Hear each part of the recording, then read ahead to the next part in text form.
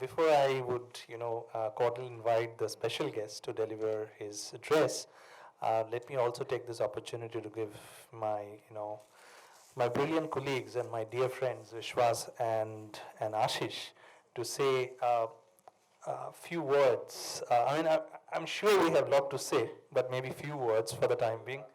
Uh, Maybe just a quick as editors, just a quick word before we'll keep it short. We'll keep it short. A few words, and as we have sort of said that it's been so. Just a quick thing before I give it to Ashish. Um, we did manage to release another book previous year. And just to give you a perspective of this book, as my Vice Chancellor was saying, how many times it has been downloaded. The last book which we had edited and contributed has been downloaded for about 9,000 times in total in the past 11 months. And this book has already been sort of downloaded 9,000 times in a month's time. So, and just on that note, and I'll pass on the mantle to Ashish. Just saying keep it short. Okay, but I'll try. I'll not talk about the technical aspects of some of the things a fantastic array of contributors have talked about, patents, antitrust, none of that. But I just wanted to focus on the first two terms as such of the title. Why multidimensional and why the different approaches? It's not just that it's a fancy word to use, but there was a reason behind it. There were two challenges we faced when we were putting this together. One is quite common, that you have to deal with different opinions and views on the same issue. That too an issue which is at the interface of patents, competition, antitrust, policy, and so on.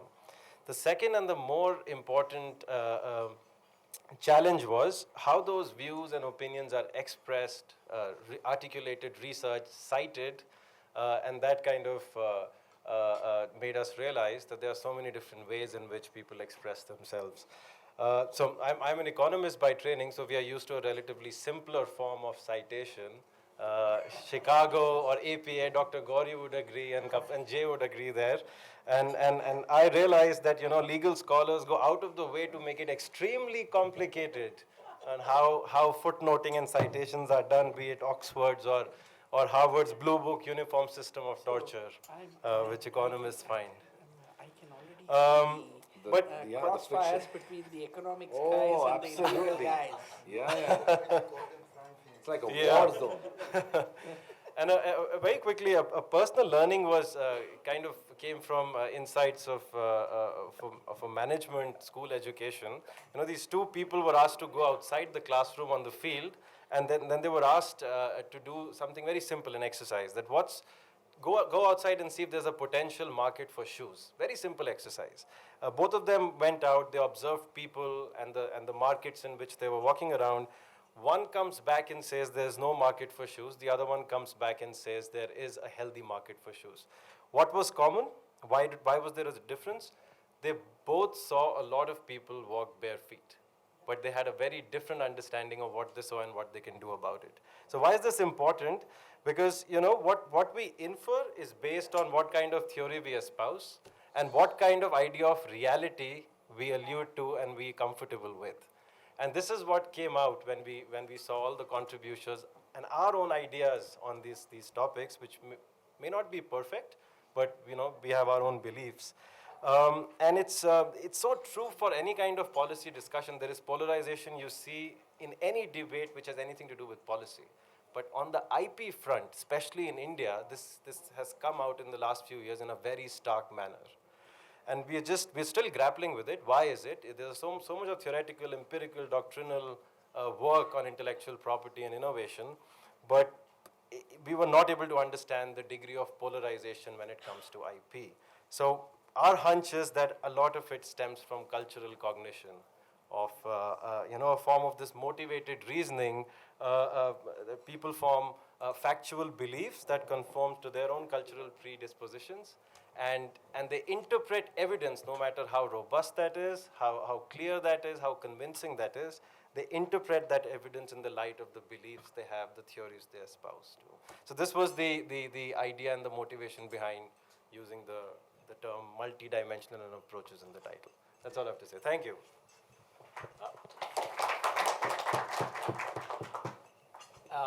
All I would like to say at this point in time is to some of our research colleagues in JIRICO. I can see Shruti, I can see Vishal, Shrajan, Joy. Thank you, Arunima, and Janvi. Thank you for those sleepless weekends that you spent, and for helping us in coming out with this book. And I'd also take this opportunity to kind of thank Springer, Nupur specifically, for driving us towards this deadline. Thanks. Thank you, Ashish and Vishwas. Before I invite our special guest for this evening, let me give a short description. Of course, sir, you have to excuse me because a piece of paper is not enough to explain the kind of work that you have done, but I'll try my best. Dr. Amarendra Khatua, former Secretary of Ministry of External Affairs, has served as India's ambassador to Argentina, Uruguay, Paraguay, Liberia, Ivory Coast, Guinea, and High Commissioner to Sierra Leone, besides serving in Moscow, Mexico City, Karachi, New York, Madrid. He has served as India's Special Envoy to Sudan and South Sudan to broker peace. And he has served in the Ministry of Commerce and Industry and Planning Commission and a former trade negotiator of India to WTO, and has authored 30 or more books. Thank you. Over to Mr. Khatua. Thank you. Let us begin this session by saluting the vision of Vice Chancellor Sri Raj Kumar. His vision of work is powerful. That is what JIRICO is doing. I have downloaded most of the books and they are immensely useful. The topic what we are talking about, which he explained, multidimensional approaches, that is not enough. In India, when we are talking about India, we are talking about 3 Indias. 550 million middle class, they are perpetually in the market.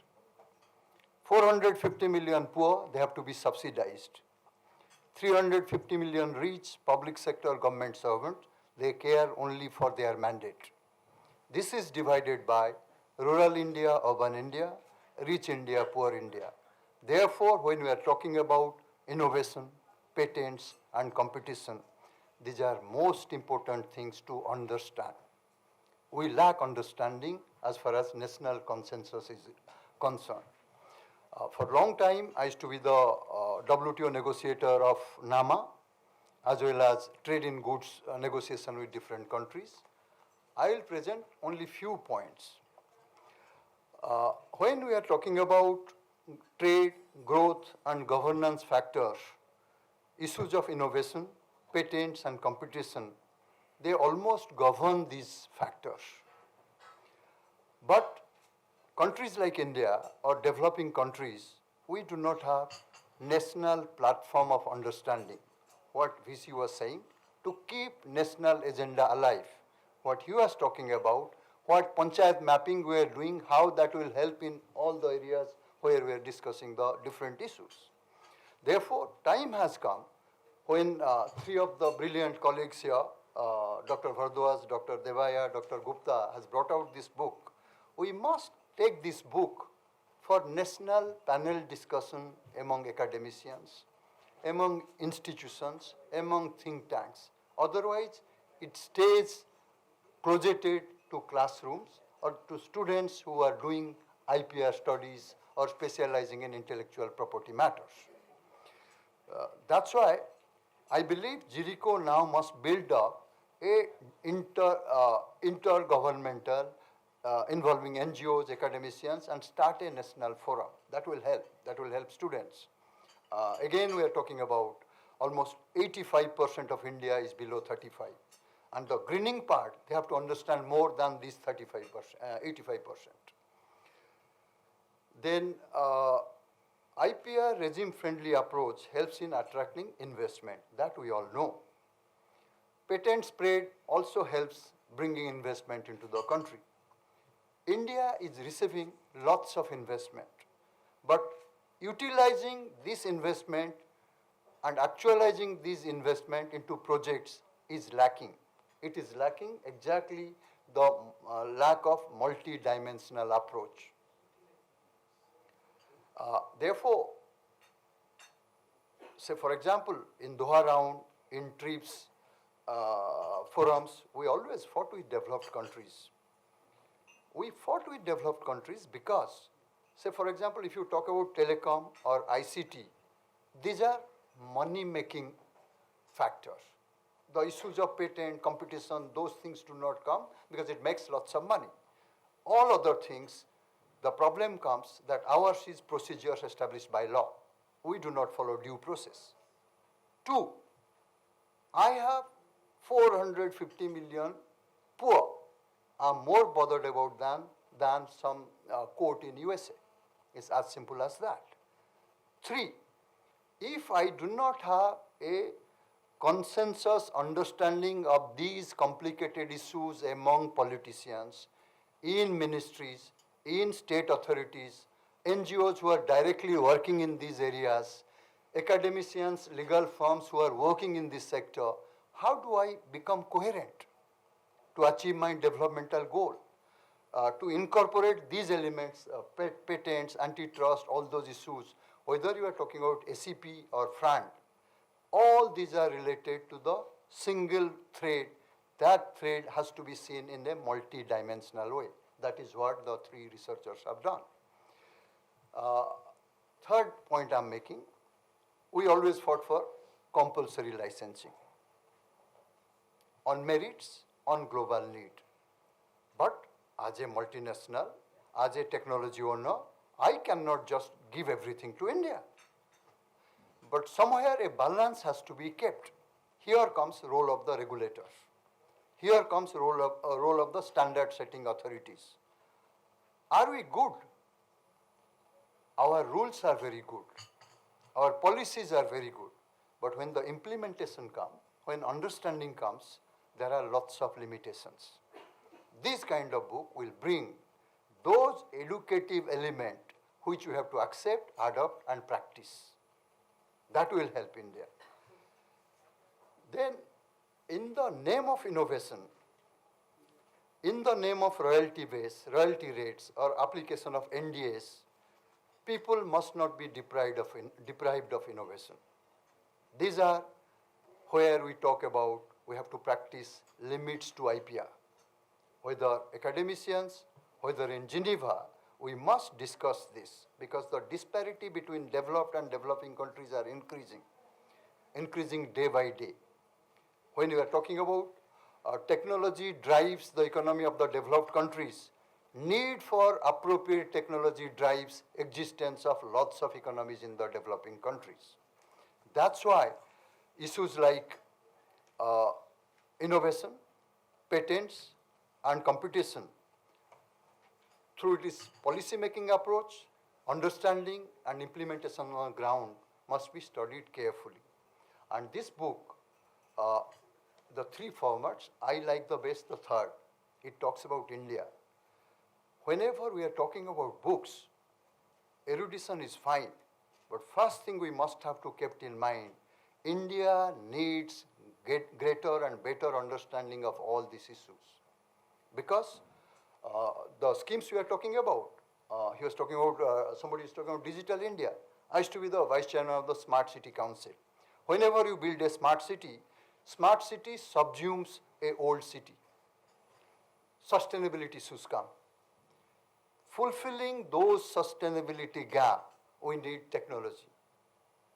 Where does the technology come from? In those areas also, the relevance of what they have written comes into picture. Then scrutiny and preparedness by competition authorities are very important. role of regulatory bodies I have spoken already. It must be transparent, open to bilateral and multilateral deliberations, and disagreements and disputes must be studied carefully. They have done that. The chapter 2 takes lots of very interesting cases. They are landmark cases, and they have laid down lots of parameters of what antitrust or like FRAND aspects could be studied by us. And again, what I'm talking about is what they have done. On that, we have to build up more. I believe JIRICO should work more on these aspects. And as far as we are concerned, as academicians, researchers, or negotiators, this is a great book, and this will help us in future. Thank you.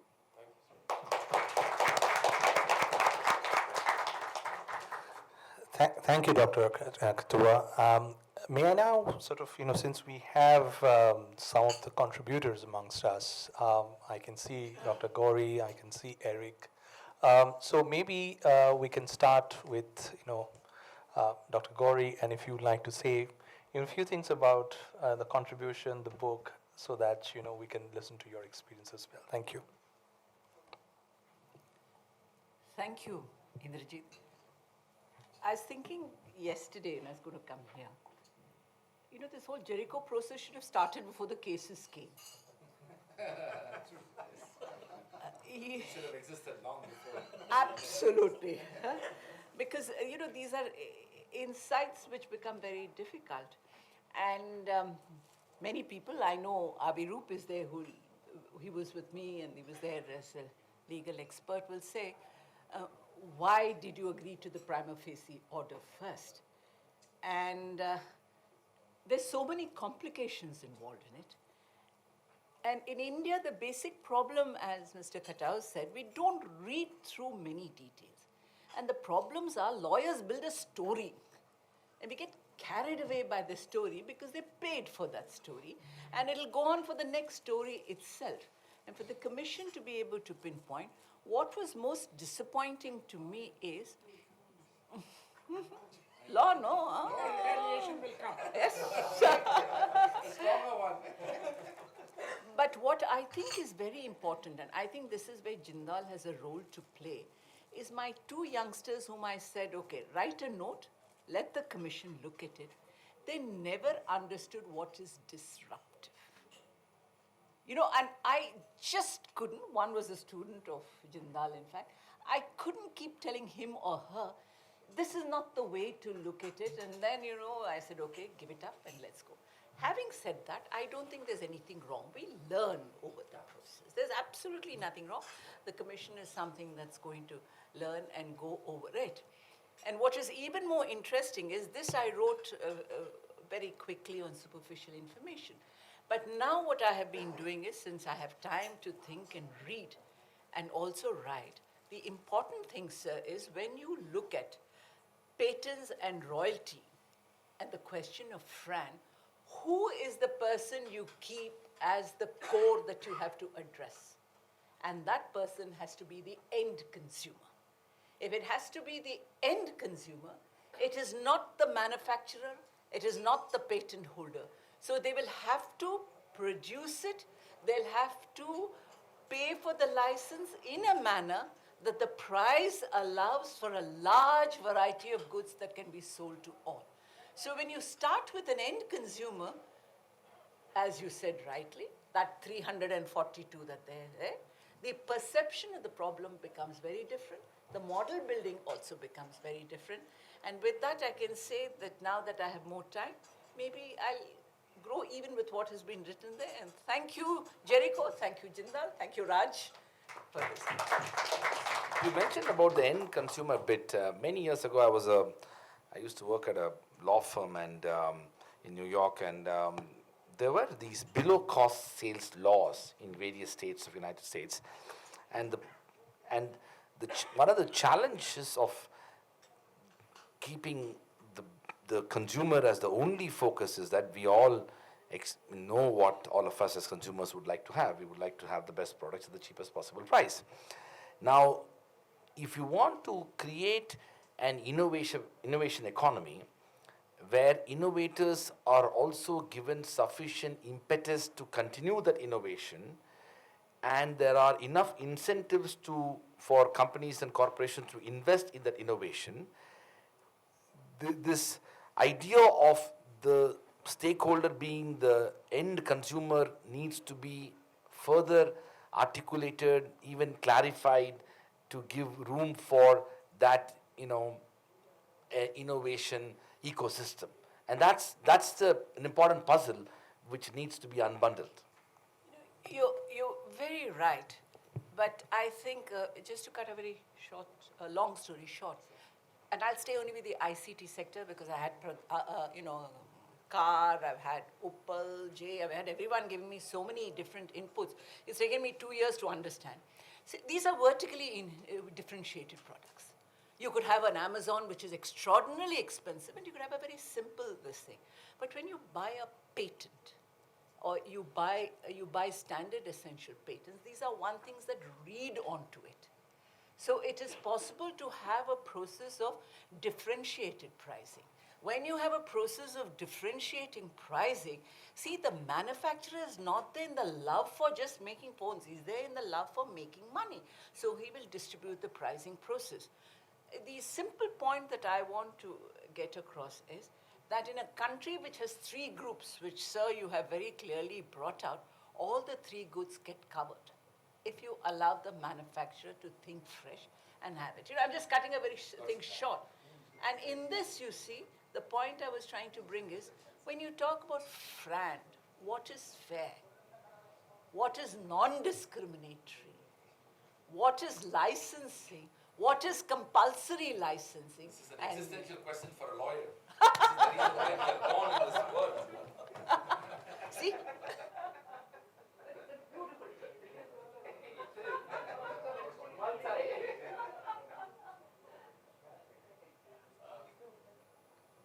Thank you, Dr. Gauri. Eric, would you like to? Sorry for interrupting, but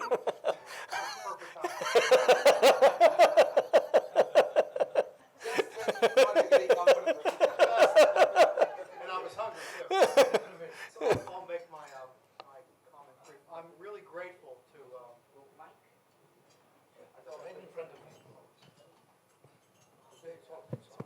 Okay.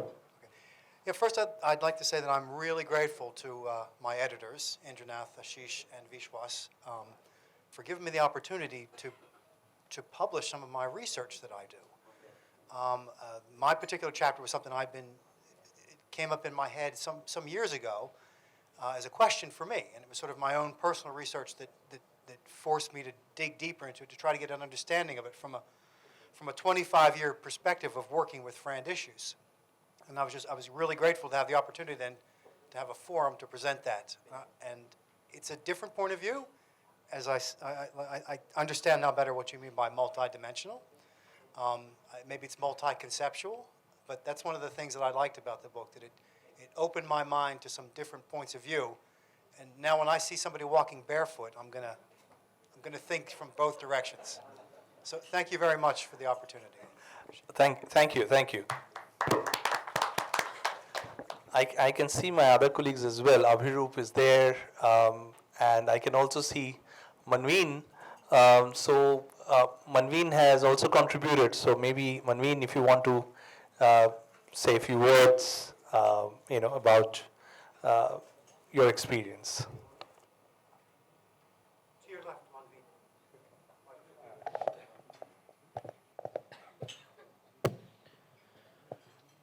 I think probably of all the people who contributed to the book and the editors, obviously, I'll be a little selfish here. I think I have benefited the most because I'm in the middle of my PhD thesis right now, which is pretty much on FRAND and SEP licensing. So, being stuck in the middle of nowhere about a year and a half back, wherein I didn't really know which direction to go into, along came these 2 books and so many different perspectives. Obviously, there's so many other papers that people have written, and I myself have, co-authored a couple of papers with Ashish, as well as, a a paper on my own during this process of writing my thesis. But what came out of the book was these two terms that Ashish has focused on, multidimensional approaches to this entire topic, and that's exactly what I am trying to focus on, as well as the fact that I'm trying to you know look at this topic from the Indian perspective, because a lot of people here focused on, or rather, in their talk, focused on the fact that we can talk about US, we can talk about Europe, but till the time we don't talk about India, we are probably, we are not serving any good in terms of our work. So, what I'm trying to analyze through this entire process is what's happening in Europe, what's happening in the US, what needs to happen in India, and where are we actually heading towards. And that's primarily what we discussed here. Are we hitting a dead end, or are we being too ambitious at the same time? Where does that balance come into the picture? So I think, everybody has contributed a little bit to the existing debate, and that's something that has, helped the cause of the book primarily.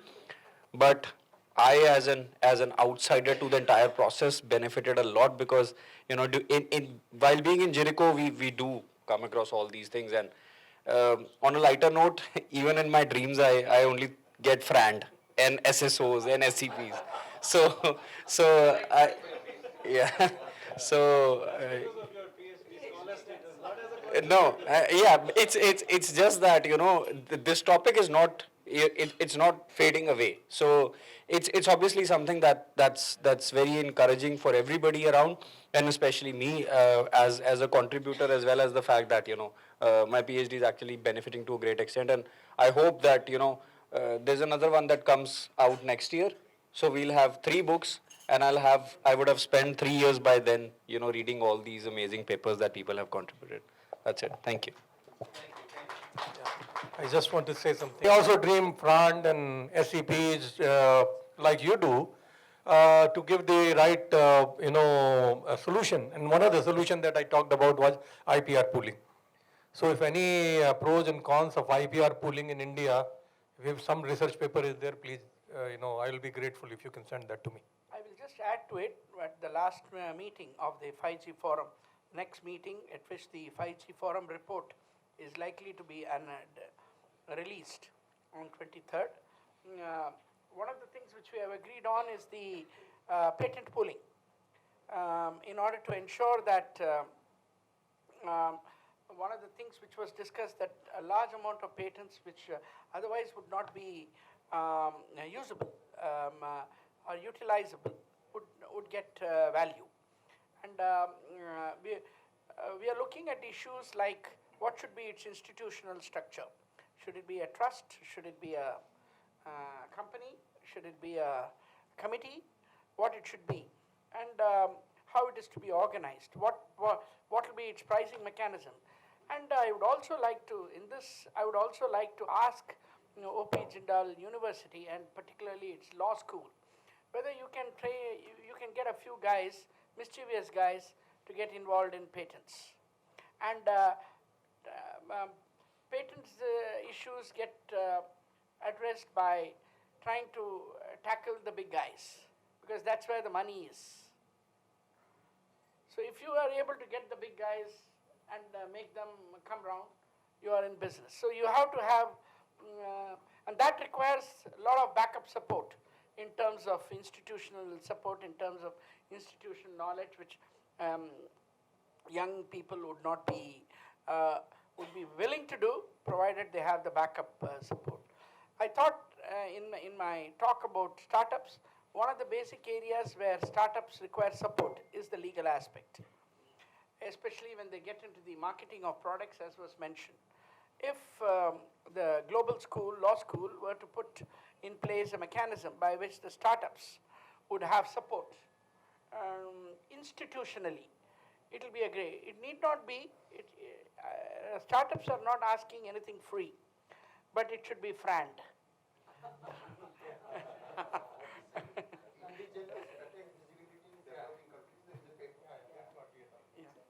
Another thing is, topic which probably has come up is, I think rather than discovering the fair price, we have to see the affordability.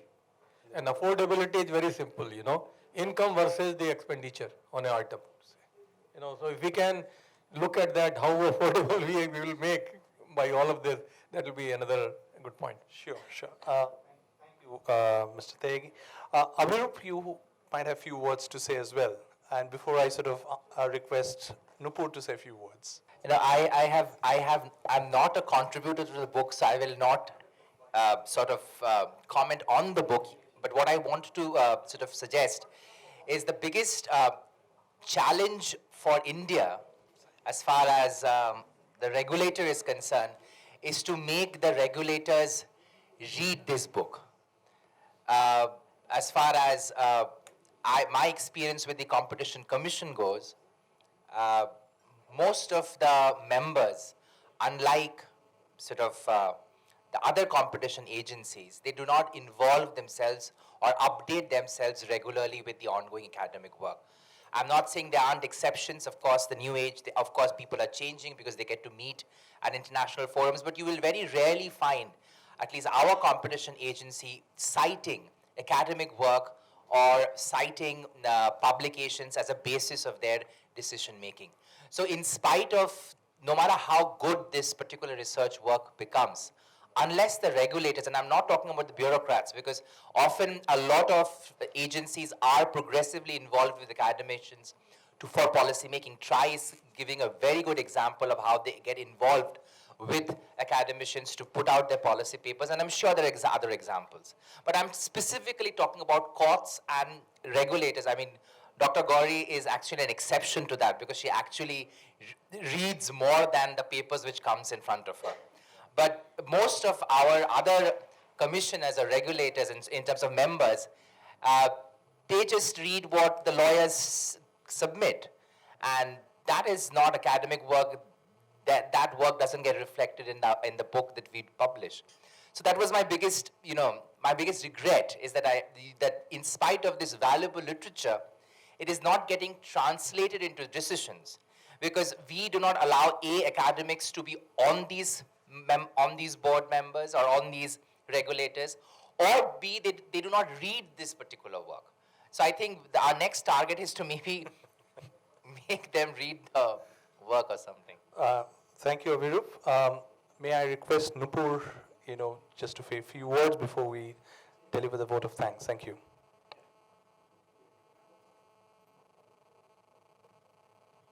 So, yeah, I have a bad throat, so I'll make it short and sweet. Yeah. So, thank you, first of all. Amazing book. And congratulations on achieving this milestone of 9,000 downloads. It's a record of sorts, even for an open access book for Springer.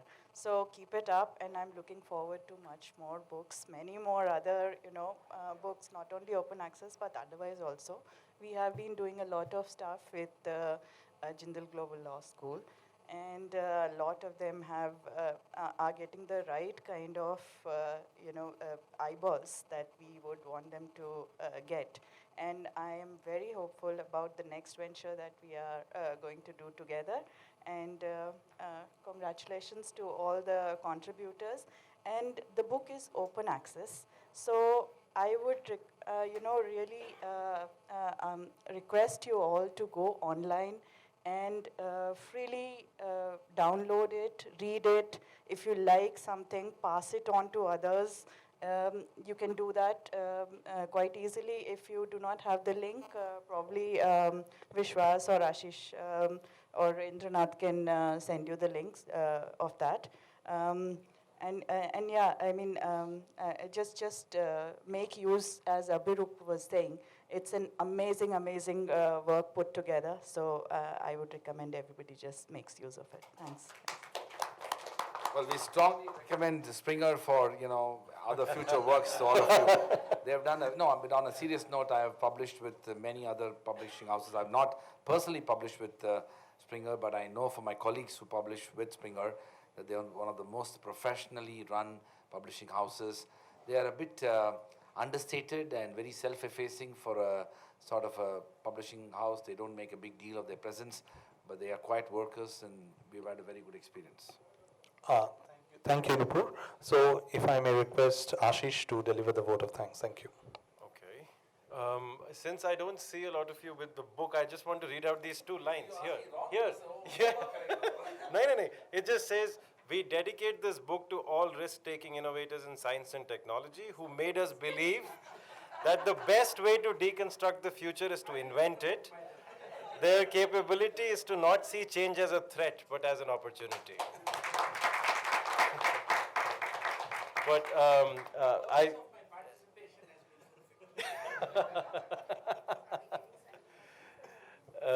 Soon, yes. But I would really, I would like to thank all of you for your time. Your time is extremely valuable. We know that. Thank you so much for making this happen, and you spent several hours. I'll not take long. We have some token of appreciation to give to you, which I would request Vice Chancellor Raj to